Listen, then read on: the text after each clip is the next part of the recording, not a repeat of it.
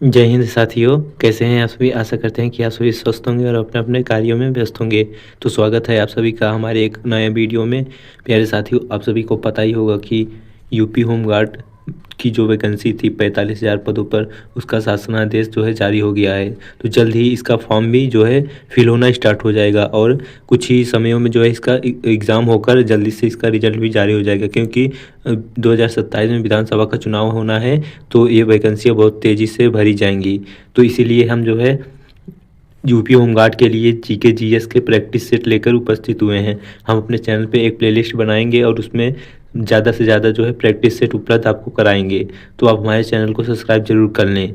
तो जो इसका एग्ज़ाम होता है उसके अंतर्गत लगभग जो है 100 क्वेश्चन पूछे जाते हैं, लेकिन हम इस श्रृंखला में हम 50 प्रश्नों को देखेंगे।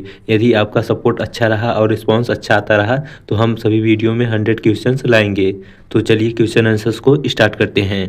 सबसे पहला प्रश्न है, किस स्थान पर बुद्ध को ज्ञान की प्राप्ति हुई।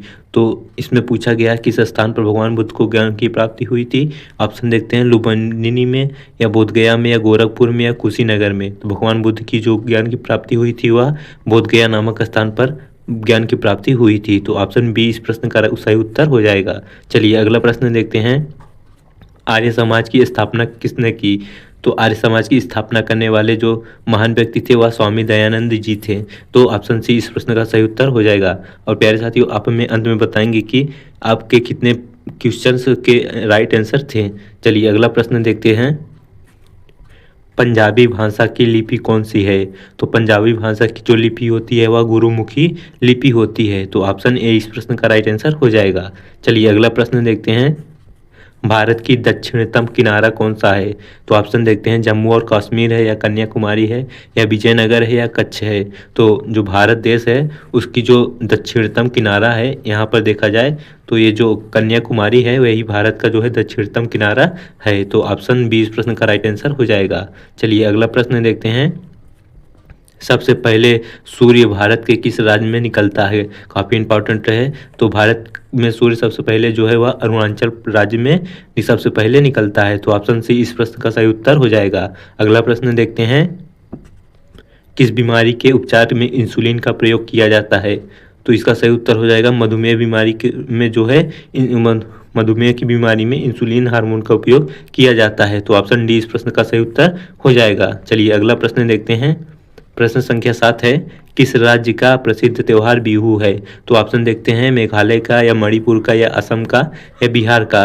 तो जो प्रसिद्ध बिहू त्योहार है वह असम का महत्वपूर्ण त्योहार माना जाता है। तो ऑप्शन सी इस प्रश्न का सही उत्तर हो जाएगा। आगे बढ़ते हैं, आंवला का कौन सा विटामिन प्रचुर मात्रा में पाया जाता है। तो आंवला में जो है वह विटामिन सी प्रचुर मात्रा में पाया जाता है। तो ऑप्शन सी इस प्रश्न का सही उत्तर हो जाएगा।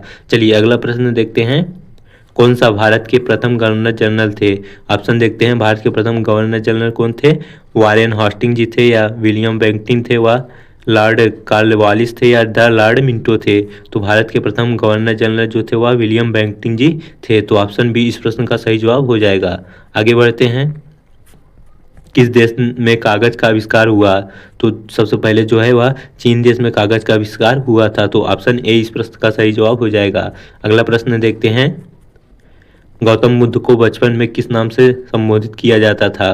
तो भगवान गौतम बुद्ध को जो है बचपन में सिद्धार्थ के नाम से संबोधित किया जाता था। तो ऑप्शन बी इस प्रश्न का सही जवाब हो जाएगा। आगे देखते हैं, प्रश्न संख्या 12 है, भारतीय सशस्त्र बलों का सर्वोच्च सेनापति कौन होता है। तो जो हमारे भारतीय सेना सशस्त्र बलों के सर्वोच्च सेनापति जो होते हैं वह राष्ट्रपति होते हैं। तो ऑप्शन ए इस प्रश्न का सही जवाब हो जाएगा। अगला प्रश्न देखते हैं, किस विटामिन की कमी से रतौंधी रोग होता है। काफ़ी इंपॉर्टेंट प्रश्न है, काफ़ी बार पूछा जा चुका है। तो विटामिन ए की कमी से रतौंधी रोग होता है। तो ऑप्शन ए इस प्रश्न का सही जवाब हो जाएगा। अगला प्रश्न देखते हैं, पोंगल किस राज्य का त्यौहार है। तो पोंगल जो है वह तमिलनाडु का प्रसिद्ध त्यौहार होता है। तो ऑप्शन डी इस प्रश्न का सही जवाब हो जाएगा। अगला प्रश्न देखते हैं, किस राज्य के लोक नृत्य हैं गिद्धा और भांगड़ा। तो गिद्धा और भांगड़ा किस राज्य के प्रमुख नृत्य हैं, वह पंजाब के हैं। तो ऑप्शन बी इस प्रश्न का सही जवाब हो जाएगा। अगला प्रश्न देखते हैं, टेलीविजन का आविष्कार किसने किया था? तो टेलीविजन का आविष्कार करने वाले जो वैज्ञानिक है वह जॉन लोगी और बेयर्ड हैं। तो ऑप्शन बी सी इस प्रश्न का राइट आंसर हो जाएगा। अगला प्रश्न देखते हैं,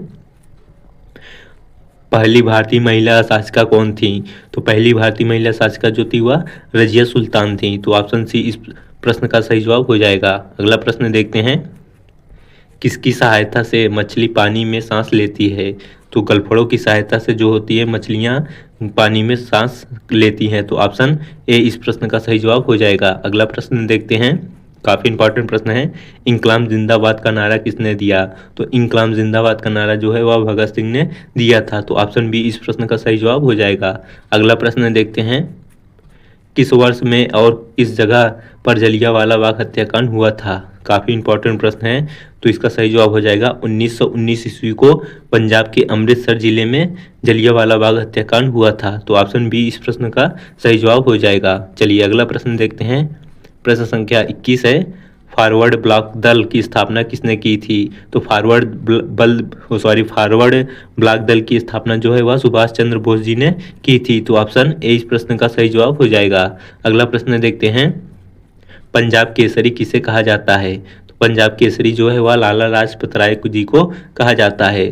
तो ऑप्शन बी क्वेश्चन 22 का राइट आंसर हो जाएगा। चलिए अगला प्रश्न देखते हैं, सैंडर्स की हत्या किसने की थी? काफ़ी इंपॉर्टेंट प्रश्न है हिस्ट्री से। तो सैंडर्स की हत्या जो करने वाले व्यक्ति थे वह जनरल शाहनवाज जी थे, जिन्होंने सैंडर्स की हत्या की थी। तो ऑप्शन सी इस प्रश्न का सही जवाब हो जाएगा। अगला प्रश्न देखते हैं, किसने 1857 ईस्वी के विद्रोह में अपना बलिदान सबसे पहले दिया? तो इसका सही जवाब हो जाएगा मंगल पांडे जी ने 1857 ईस्वी की जो क्रांति हुई थी उसमें सबसे पहले अपनी जान की बलिदान कर दिया था। तो ऑप्शन ए इस प्रश्न का सही जवाब हो जाएगा। अगला प्रश्न देखते हैं, किसे भारत की पहली महिला राज्यपाल नियुक्त किया गया था?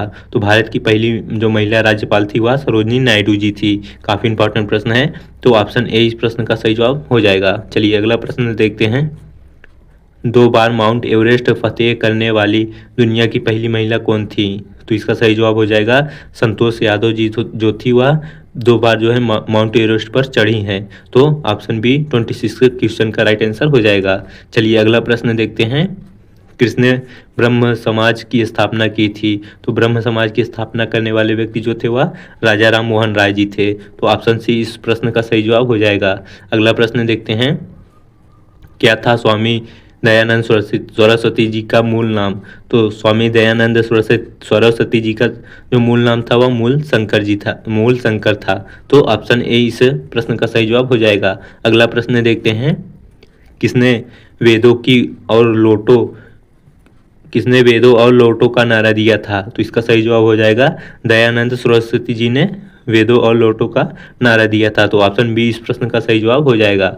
अगला प्रश्न देखते हैं, रामकृष्ण मिशन की स्थापना किसने की? तो रामकृष्ण मिशन की स्थापना करने वाले व्यक्ति जो थे वह स्वामी विवेकानंद जी थे। तो ऑप्शन ए इस प्रश्न का सही जवाब हो जाएगा। अगला प्रश्न देखते हैं, सबसे चमकीला ग्रह कौन सा है? तो सबसे चमकीला ग्रह जो होता है वह शुक्र ग्रह होता है। यदि आपसे सबसे हरा ग्रह पूछा जाए तो पृथ्वी सबसे हरा ग्रह है। तो इस क्वेश्चन 31 का राइट आंसर बी हो जाएगा।